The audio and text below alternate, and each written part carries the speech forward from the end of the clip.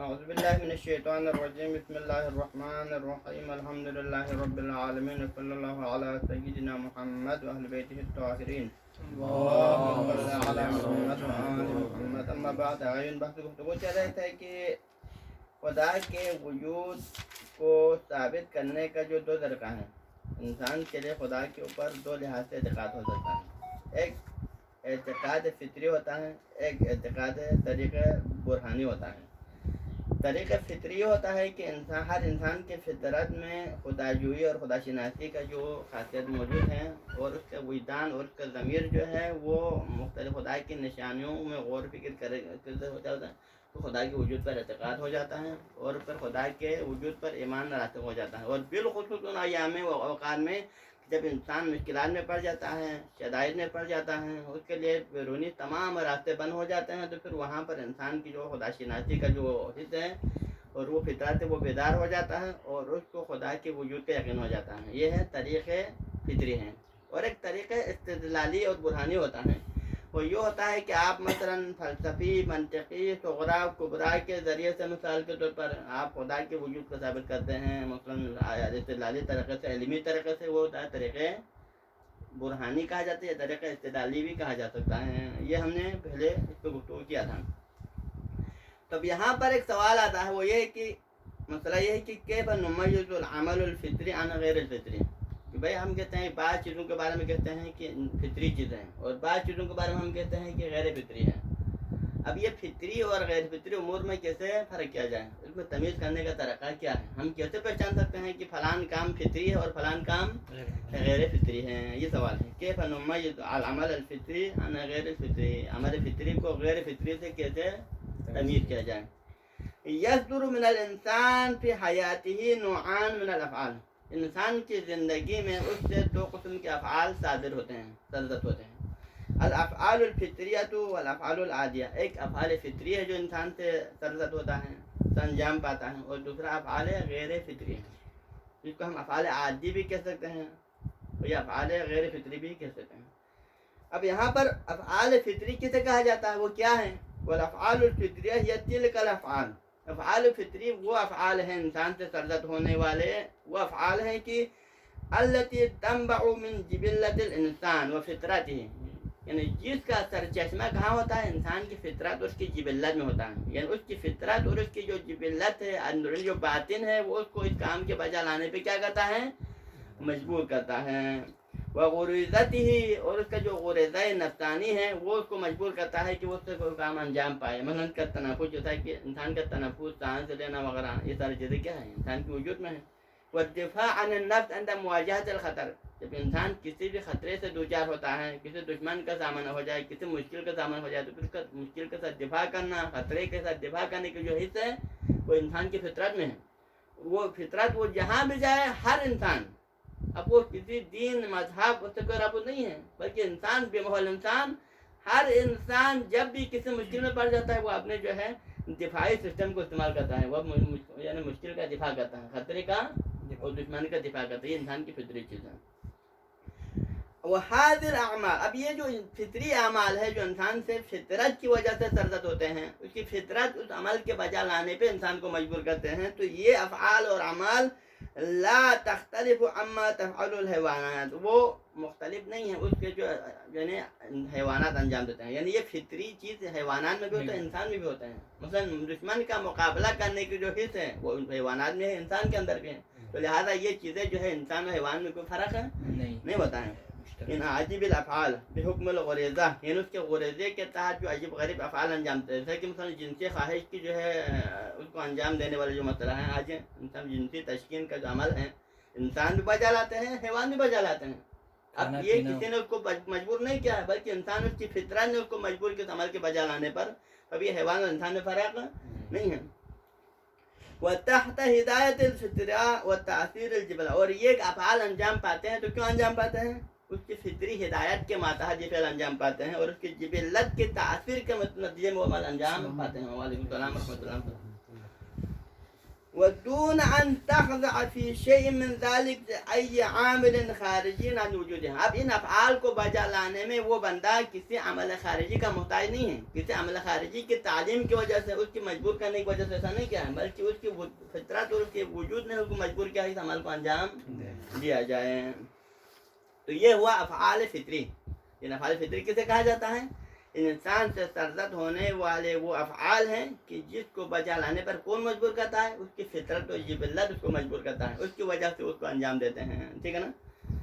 والافعال العادیہ، اس کے مقابلے میں دیگر جو افعال ہے وہ دوسرے افعال ہے، وہ افعال عادی ہیں. افعال عادی کیا ہوتے ہیں؟ یہ التی لا یکون لها ایت جذور غریزیۃ باطنیہ. افعال عادی وہ انسان سے سرزد ہونے والے وہ افعال ہیں کہ جس کا انسان کے باطن میں کوئی جڑ نہیں ہوتا ہے. انسان کی فطرت اور اس کے جبلت میں کی کوئی چیز نہیں ہے، اس کا کوئی اثر نہیں ہے. بل یقوم بها الانسان تحت تاثیر العوامل الخارجی عن ذاته. بلکہ انسان ان افعال کو بجا لاتے ہیں تو کیوں بجا لاتے ہیں؟ اس کی وجود سے خارج دیگر جو عوامل ہیں، اسباب عوامل ہیں، اس کی وجہ سے مجبور ہو کے وہ عمل انجام دیتے ہیں. یعنی اس کا سبب کیا؟ اس کے باطن میں نہیں ہے اس کو بجا لانے کا، بلکہ اس کے سبب اس فعل کو بجا لانے کا جو سبب ہے اس کی ذات سے خارج ہوتے ہیں. ٹھیک ہے نا؟ ولمزید من التوضیح نمثل للافعال الفطریہ بالامثلۃ التالیہ.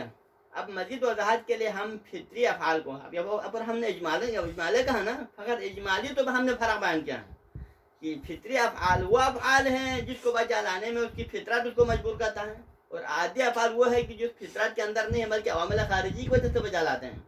اب اس کی وضاحت کے لیے ہم فطری اعمال کی مثال دیں گے تاکہ اس مثال کے ذریعے سے ہم عمل فطری کو غیر فطری سے آرام سے پہچان سکتے ہیں. تو افعال فطری کی مثالوں میں سے ایک مثال کیا ہے؟ الغریزۃ الجنسیہ. انسان کے وجود میں جو ہے جنسی خواہش کی تسکین ہے، یہ صفت ہے. جنسی نے انسان جنسی خواہش کی تسکین کی جو خاصیت ہے وہ انسان کی فطرت نہیں، جو کہ انسان سے فطرت کیا ہے؟ عمل فطری ہے، یہ فعل فطری ہے.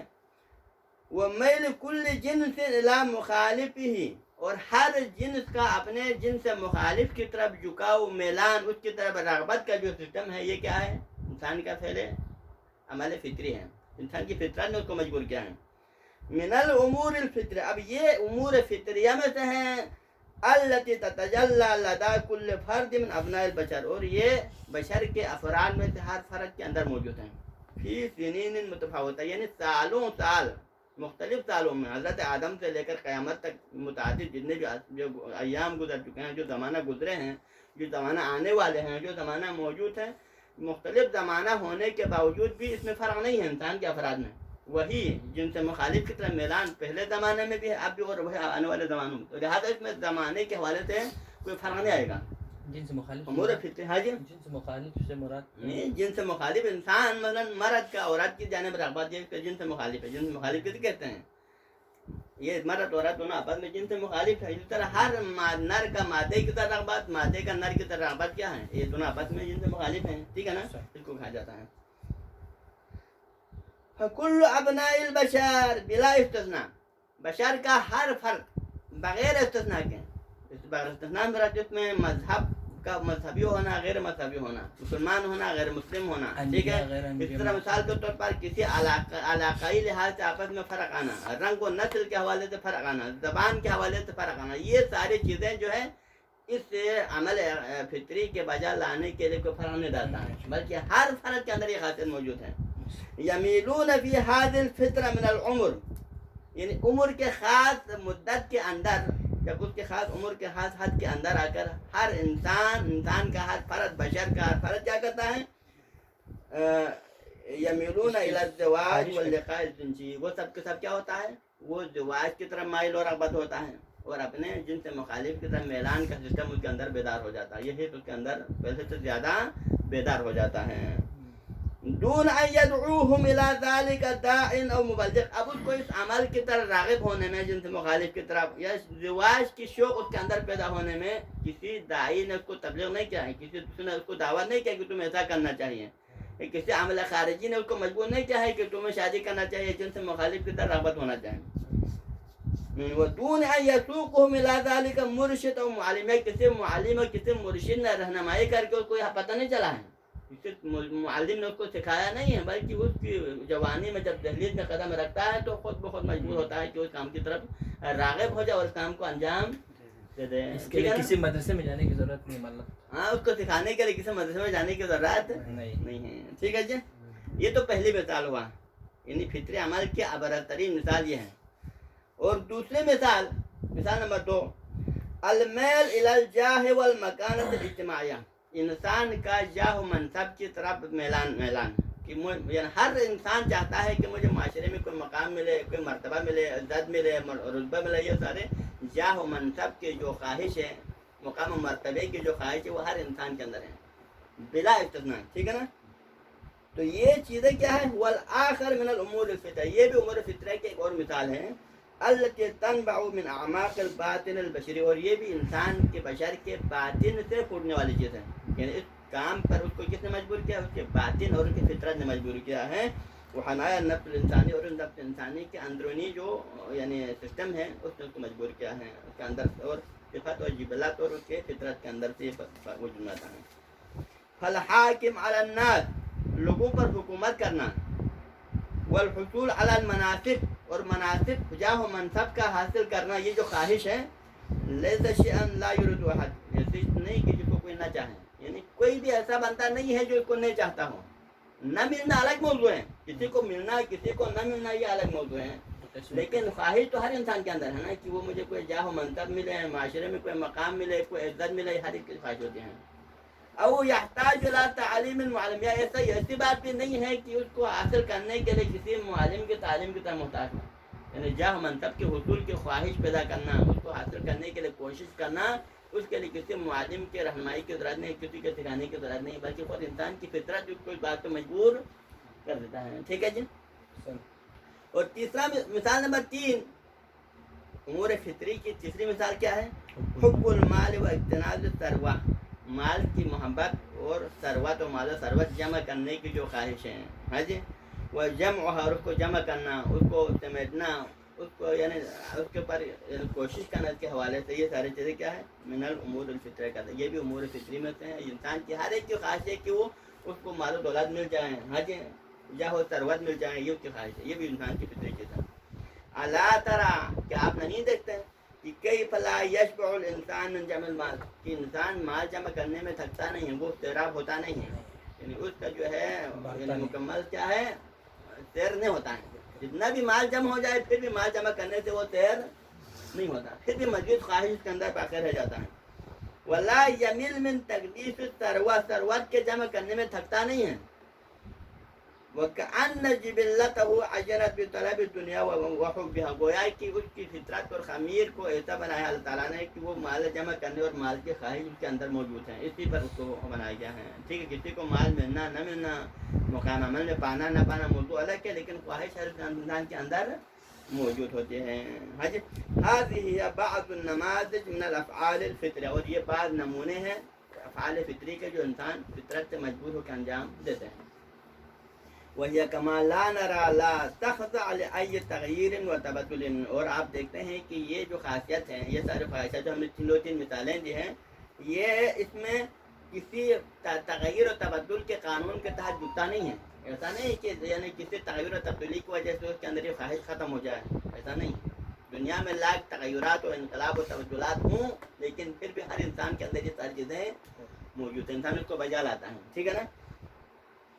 کما لا تخضع لأي عامل خارج, اور اسی طرح یہ ساری چیزیں اس کی ذات سے خارج کسی عامل خارجی کے ماتحت بھی نہیں ہے. کسی عامل خارجی نے اس کو مجبور کیا ہو, بلکہ اس کی فطرت کو مجبور کرتا ہے, عامل خارجی کی وجہ سے نہیں ہوتا. حج ويقابل ذلك مجموعة من الافعال العادية, اور اس کے مقابلے میں بعض افعال عادی ہوتے ہیں التي تخضع لحالة التغیر والتبدل, اور امور عادی اور افعال عادیہ وہ ہوتے ہیں کہ جو اس میں تغیر و تبدیل ہو سکتا ہے. کہ اگر زمانے میں زمان کے لحاظ سے, مکان کے لحاظ سے, دین و مذہب کے لحاظ سے مختلف حوالے سے اگر انسان کے معاشرے کے اندر تغیر و تبدل ہو جاتا ہے تو پھر وہ افعال عادیہ بھی کیا ہو جاتا ہے, بدل جاتا ہے. کسی کے اندر ہوتا ہے, کوئی اس کو بجا لاتا ہے تو دوسرا اس کو بجا نہیں لاتا ہے, کوئی اس کو کسی اور طریقے سے بجا لاتا ہے تو دوسرا اس کو کسی اور طریقے سے بجا لاتے ہیں. ٹھیک ہے, یہاں رکھنا چاہے بہتر ہے. ٹھیک ہے. صلی اللہ علیہ سیدنا محمد و اہل بیتہ الطاہرین.